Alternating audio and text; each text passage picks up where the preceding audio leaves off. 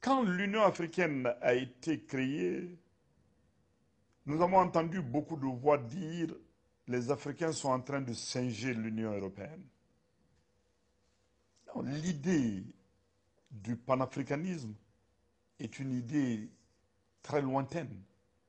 Vous avez beaucoup de combats qui sont déroulés en Afrique dans le cadre de la décolonisation et de la lutte contre l'apartheid au nom du panafricanisme, au nom de l'unité de l'Afrique. C'est vrai que les multiples expériences qui se déroulent aujourd'hui en matière d'intégration nous interpellent et nous montrent très clairement que 53 États ne constituent pas certainement une force si les 53 États sont dispersés. Surtout que parmi les 53 États, vous en avez 8 qui ont moins d'1 million d'habitants. Vous avez 14 qui ont entre 1 et 4 millions d'habitants.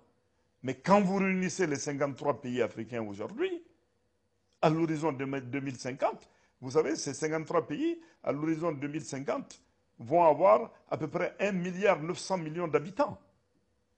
Le 1,9 milliard d'habitants en 2050, c'est toute la population de l'Amérique du Nord, Canada et États-Unis réunis, la population de tous les pays de l'Amérique du Sud, la population de tous les pays de l'Amérique centrale et la population de toute l'Europe réunie, c'est ça qui va faire la population africaine en 2050. Donc, une véritable puissance humaine, un grand marché, mais ce n'est pas simplement le nombre, mais c'est aussi l'extrême jeunesse de la population.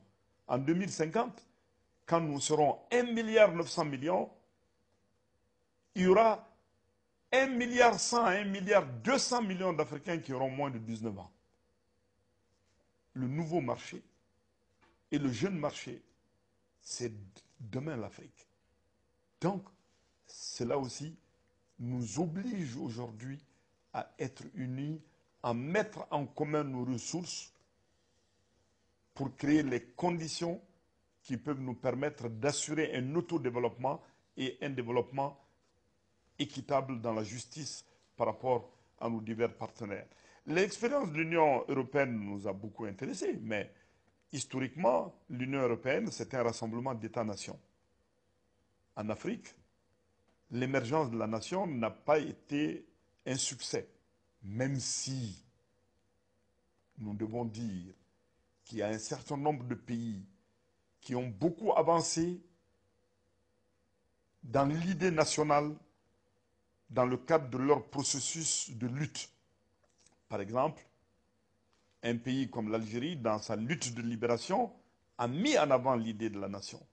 Par exemple, l'Afrique du Sud, dans la lutte contre l'apartheid, a mis en avant l'idée de la nation arc-en-ciel. C'est vrai aussi que tous nos pays qui n'ont pas eu une telle avancée dans l'idée de la nation,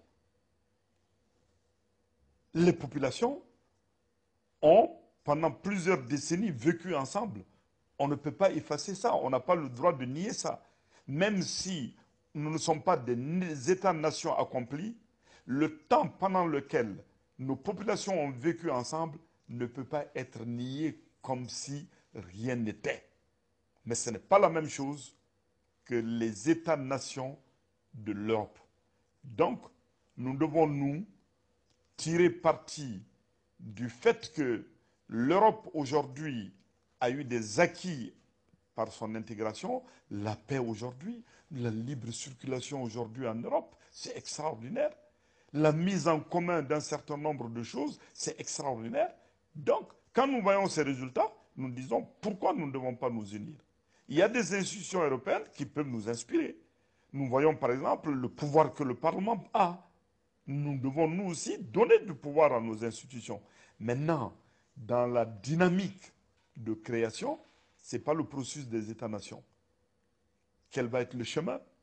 Nous avons pensé à un moment donné qu'il fallait les étapes des communautés économiques et régionales qui doivent devenir des communautés d'intégration. Mais aujourd'hui, il y a beaucoup de problèmes. On tourne en rond. Au lieu de 5, nous en avons aujourd'hui 8. Et là, les exécutifs ne s'affirment pas de façon contraignante. Donc, il y a un problème. À partir de ce moment-là, est-ce qu'il ne faut pas regarder aussi d'autres types? Parce que dans tous les cas, pour nous, et c'est peut-être ça la différence avec l'Europe, et pour moi, en tout cas, ma conception, c'est que l'Afrique, dans son unité, doit être fédérale. Maintenant, quel type de fédéralisme? Parce qu'il y en a plusieurs. C'est un débat qui est ouvert.